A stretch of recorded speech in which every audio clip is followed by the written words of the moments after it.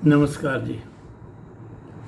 मैं ये वीडियो आज 24/9/2020 को रात के 9 बजे बना रहा हूँ और मेरा आज का विषय है भारत की न्यायिक व्यवस्था की कई दशकों से चली आ रही दयनीय हालत, उसके नुकसान और मेरे मुताबिक उसमें सुधार के लिए सुझाव।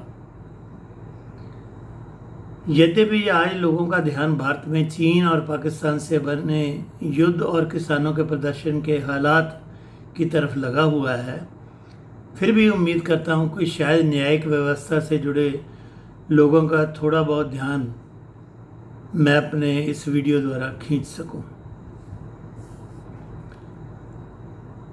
19/2/2016 तक भारत के सर्वोच्च न्यायालय के दीवानी मामले 48,418 और आपराधिक मामले 11,050 लंबित थे, जिनमें 1132 दीवानी और 82 आपराधिक मामले 10 साल से ज़्यादा समय तक लंबित थे।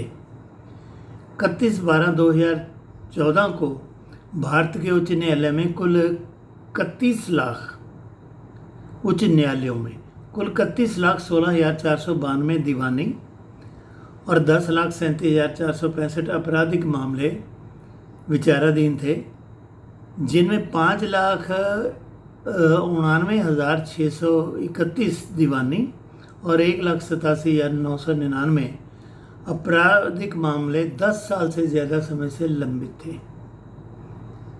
31/12/14 को जिला न्यायालयों और उनके अधीन न्यायालयों में 82,31,281 दीवानी और 1,82,54,124 आपराधिक मामले विचाराधीन थे, जिनमें 6,11,658 दीवानी और 14,32,079 आपराधिक मामले 10 साल से ज़्यादा समय से लंबित थे। सभी विचाराधीन मामलों की तिथि हमें 31/12/2014 ही लेनी पड़ेगी, क्योंकि 19/2/16 को सुप्रीम कोर्ट के केवल 59,468 मामले थे, जो कुल मामलों का केवल 0.0019% ही बनता है। चलिए, तो 31/12/2014 को न्यायालयों में कुल विचाराधीन मामले 3,06,98,830 और इनमें से 10 साल से ज़्यादा समय से लंबित मामलों की गिनती है 28,22,583।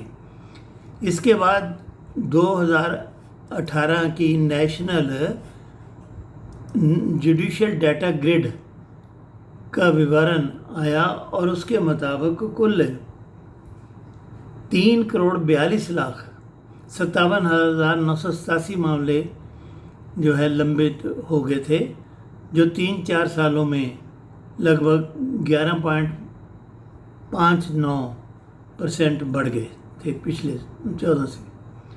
और भी हैरानी की बात यह है कि इस NJDG के 2018 के विवरण के मुताबिक अकेले सर्वोच्च न्यायालय में 30% मामले 5 साल से ज़्यादा समय से लंबित हैं और 15% अपीलें तो 1980 से लंबित हैं। मतलब 40 साल से अकेले सर्वोच्च न्यायालय में जो है लंबित हैं ये मामले। यहाँ सर्वोच्च न्यायालय में दाखिल करने से पहले इन्हीं मामलों को जिला या उच्च न्यायालयों में कितने साल लगे होंगे, इसके बारे कोई नहीं जानता।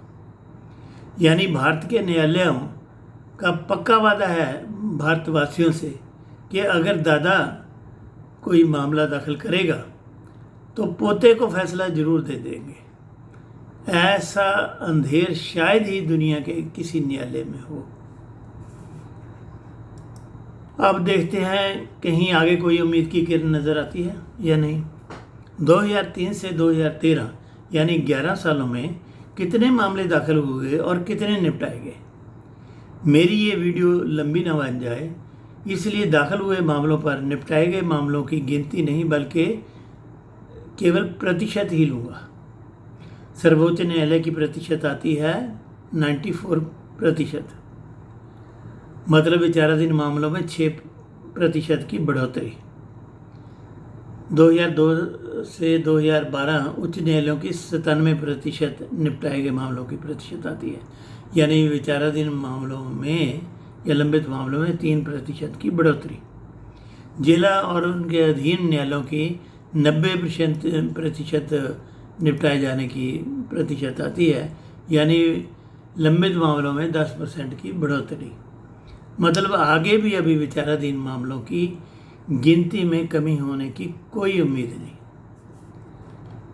देखिए, ये आंकड़े तो केवल न्यायालयों के हैं। इन बुद्धिजीवियों और राजनेताओं ने मिलकर अभी और भी बहुत मामले छुपा रखे हैं। जैसे बहुत मामले केवल उपभोक्ता न्यायालयों में, जिनको कंज्यूमर कोर्ट्स भी कहते हैं, में विचाराधीन पड़े हैं। कई सरकारी महकमों के इन्होंने अलग अलग ट्राइब्यूनल्स बना दिए हैं, जिनमें हमेशा लाखों करोड़ों मामले लंबित रहते हैं।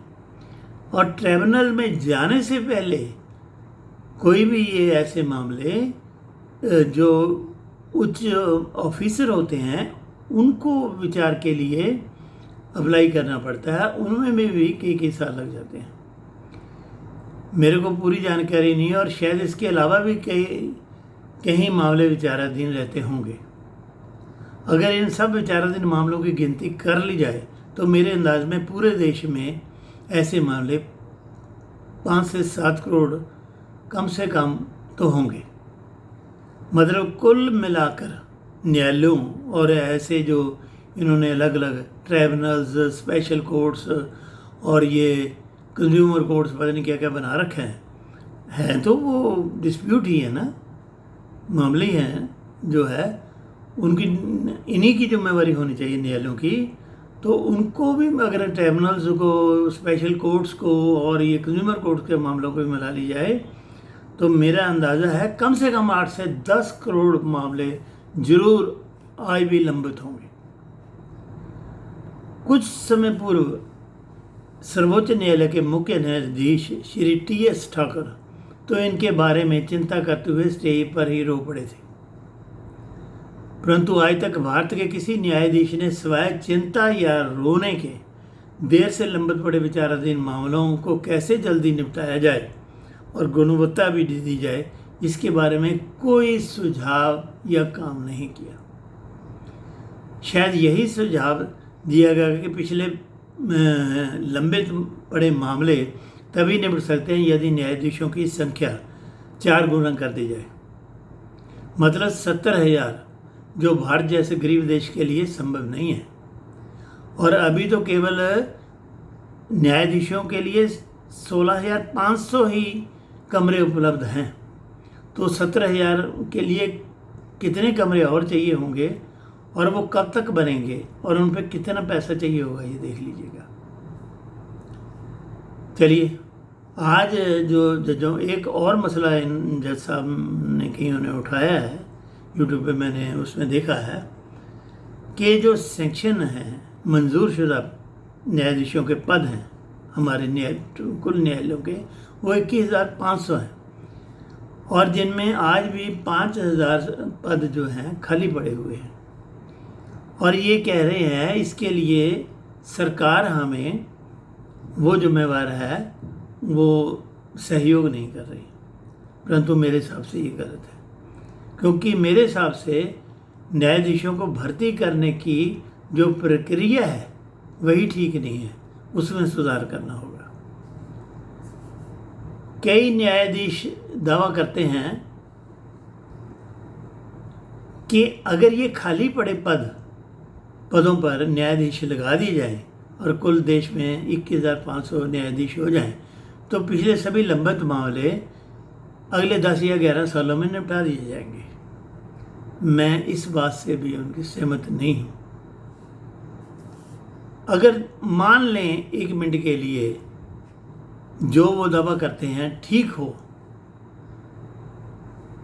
तो 3 करोड़ और 7 लाख लंबित मामले 21,500 न्यायाधीशों के होने से अगले कुछ सालों में कैसे निपटे जाएंगे। और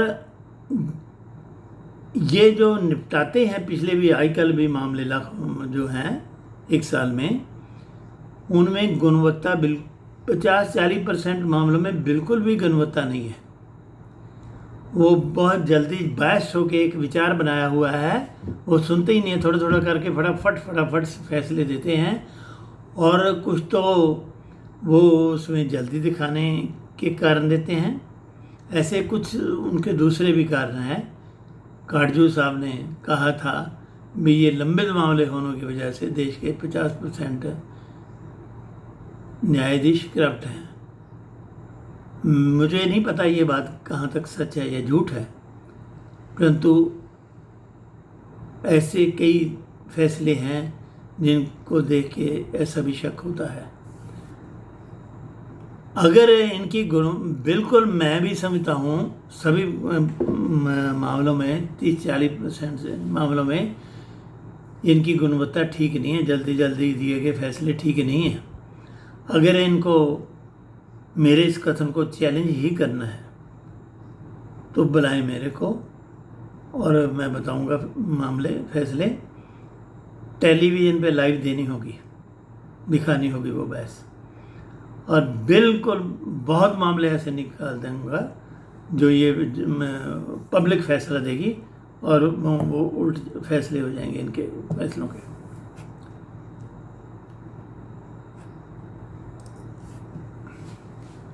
लोग पैसा और समय लगाते लगाते पहले ही बहुत थक चुके होते हैं और चुप होकर बैठ जाते हैं।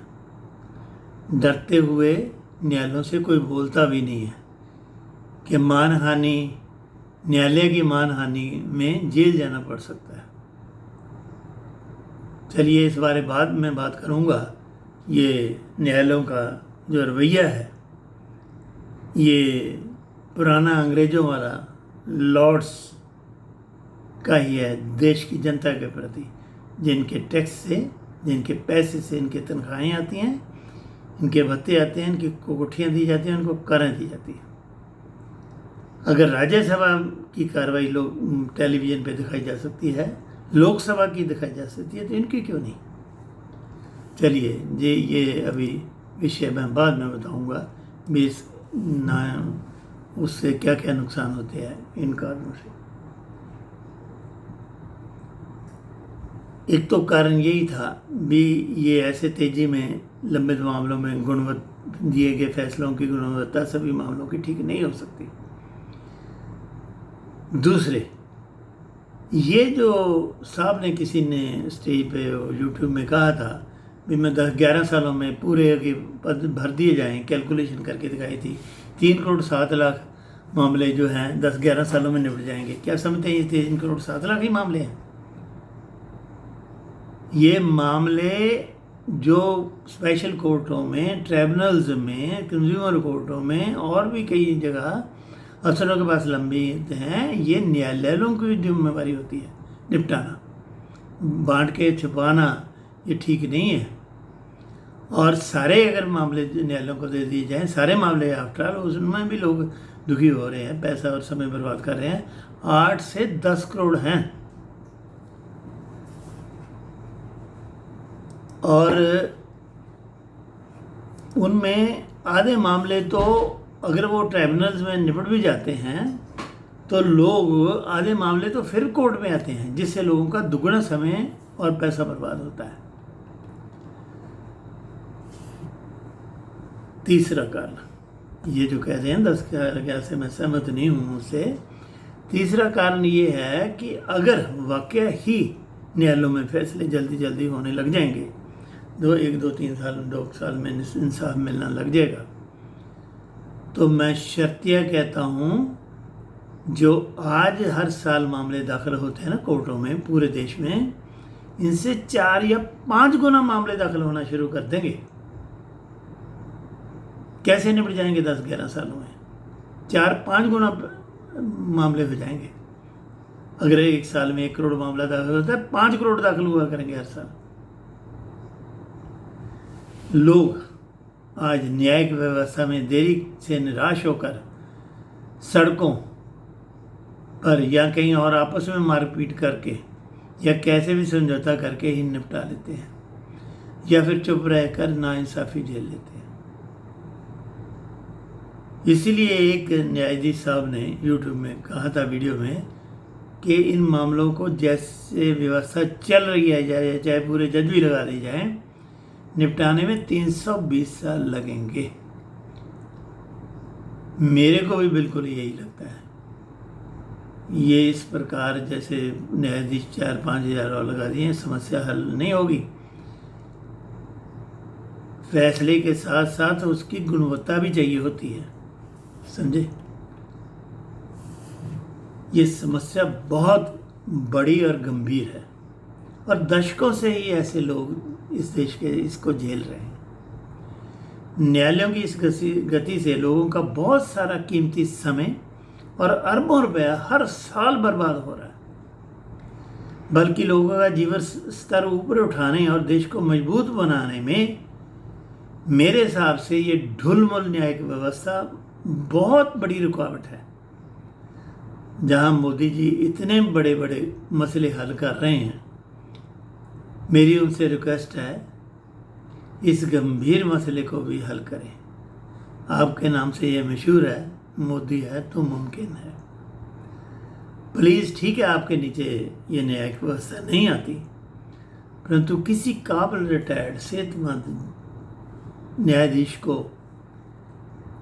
आप 1 या 2 को चुनें, 2-3 को चुन सकते हैं, उनकी एक कमेटी बनाएं, उनकी ड्यूटी लगाएं, देश के राष्ट्रपति जी को रिक्वेस्ट करें भी वो सरकारी जो भी है मिनिस्टर हैं लॉ या जो भी उनसे कंसर्न ऑफिसर हैं उनको और सुप्रीम कोर्ट के सीनियर जजेस को बिठाएं और इस समस्या का कोई जल्दी हल ढूंढें।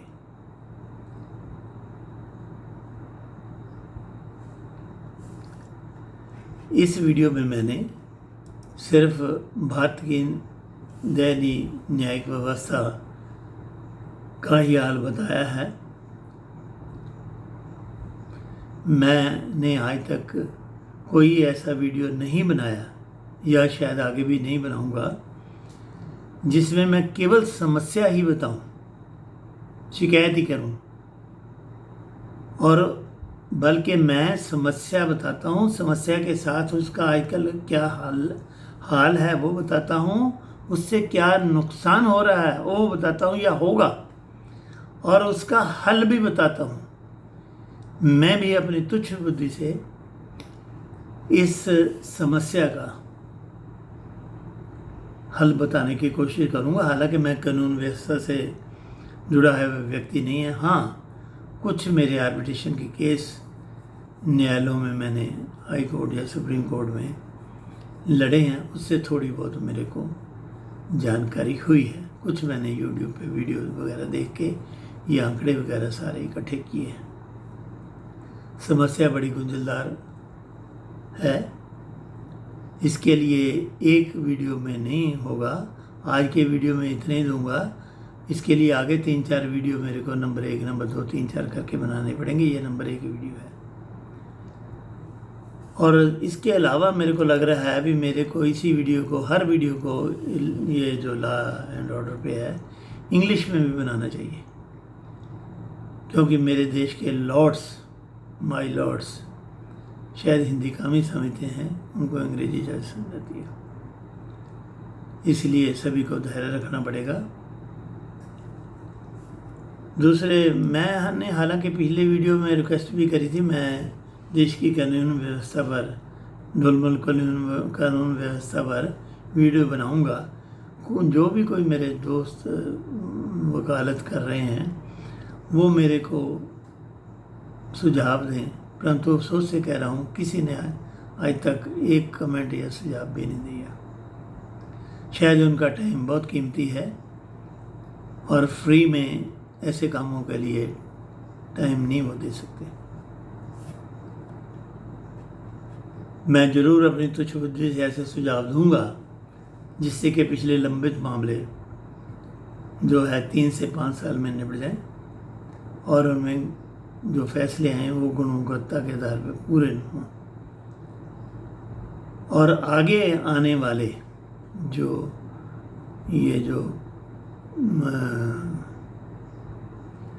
न्यायिक व्यवस्था है वो सस्ती हो। 1-2 महीने से लेके हद 2 साल के अंदर अंदर हर मामले में इंसाफ मिल जाना चाहिए।